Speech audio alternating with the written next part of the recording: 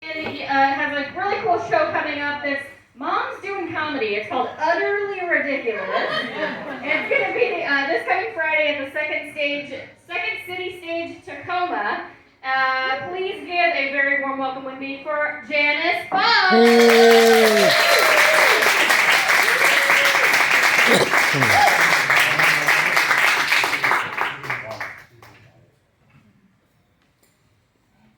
Hi, hello there. Hi. You can tell I'm 71, can't you?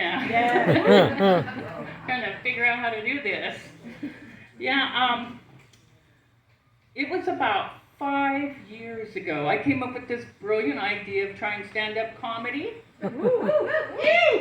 Add to my retirement fund.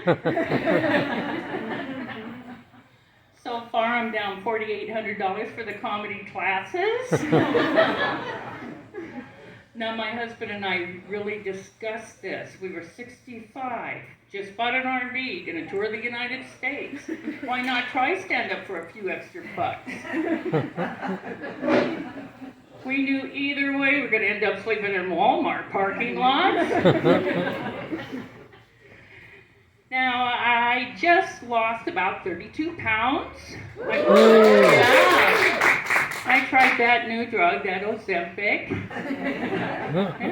And I know, it's hard a woman my size to tell, when we lose weight. And so I've had to use my belly as a gauge. Now, I started out like a medicine ball. Now I'm down to a basketball. And I'm hoping by next month, it's the size of a football, so my husband will play with me a little more. A lot of people don't know, I did not start talking until after I was 4 years old. We're talking the 1950s. My mother took me to a doctor. He said, "Don't feed her till she talks." As you can see, I became quite the conversationalist. Now, I've got a couple of stories, and I was raised in a low-rent project called the Highlands in Renton. And my father left my mother with 5 kids and a crucifix. So little sis and I, we came up with this brilliant idea on how to make a few extra bucks. Yeah, we're going to go around and baptize all the kids in the neighborhood. 5 cents a pop. We had them lined up around the corner. And the project manager, Harry, he comes over and he says, "You can't do that, I'm telling your mother." Now back in the 50s, that meant big trouble. So my mother comes up from work, he kept his word. He's out there talking to her. She comes in, leaves the door open, and she said, whispers, "Work with me." And she starts shaking us like this, and then she says, "Where's my cut?" Now, my mother never dated. Never dated. She worked, she came home, she had 5 kids. This one Saturday, we go into the kitchen, and a neighbor lady had a brother, a fisherman, who came down from Alaska. We were looking at him like alien. We didn't know what to think. Well, he pulls out a 20 and he says, "Hey, you kids go and buy some candy." We were gone an hour and a half, came back, and he says, "Where's my change?" We were like, "Oh, shit." And we look at my mother and she looks at him and winks. Took me till a year ago to figure out that $20 is worth $200 today. And that must have been the most expensive piece of ass that fisherman ever paid.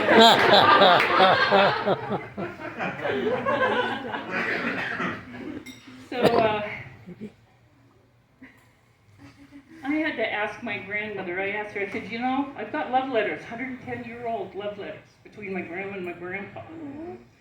And I asked her one time, I said, "You never wrote anything about that first date, so what did you do?" And she says, "Oh, your grandfather picked me up. We went for a drive, he brought me back. I got out of the car and I was running to the house. And all of a sudden, I fell. Now, my grandfather said she run into the house and just disappeared. And he ran up to find out what happened to her. She had fallen in an outhouse hole. Oh. Yeah. She said it was the shittiest date she ever had. Now, I remember when I was 5 years old and I was at Grandma's little farm in Issaquah. And I loved her chickens. And one flew out and landed on my head. Now, 5 years old, back in those days, chicken pox killed you, you know? And I ran into the house, oh, Grandma, the chicken landed on my head. She comes out and does a little thing like this and plop, and boom, head gone. Huh. That was the last time I ever tattletaled on anything. Now, my husband and I, we've been married for about 31 years.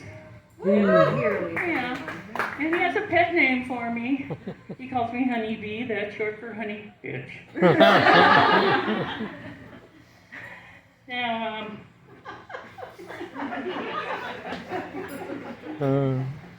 I read an article the other day. I live in Lake Bay, out on the peninsula, a very small town. And a big write-up in our little newspaper. Local man flying to the Ukraine to save dogs. I got to thinking about that. If he wants to save dogs while being shot at, all he has to do is go to Tacoma.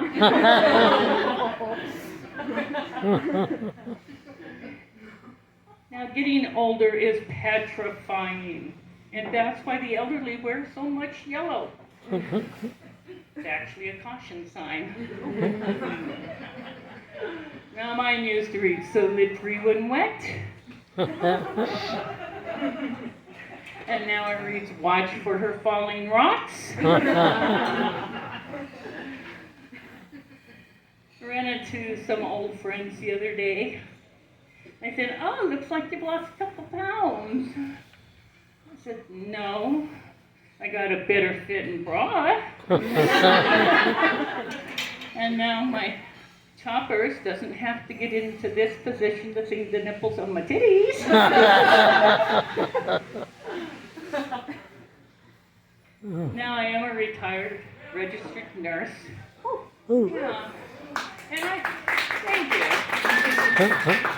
And I love keeping up on the latest things, you know, the different research they come up with. And I found this article that said that the regular use of a vibrator on your vagina keeps it younger. Oh. I did the calculations. Mine's about 22 years old.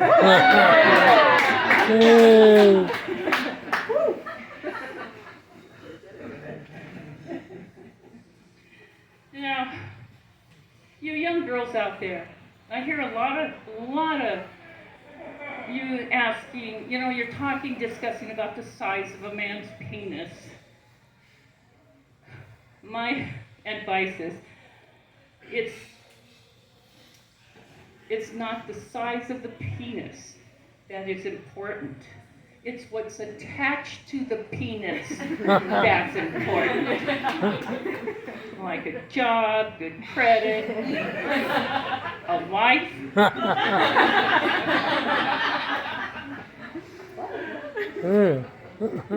Now, my husband and I, we were driving through Gig Harbor the other day, and we're at an intersection.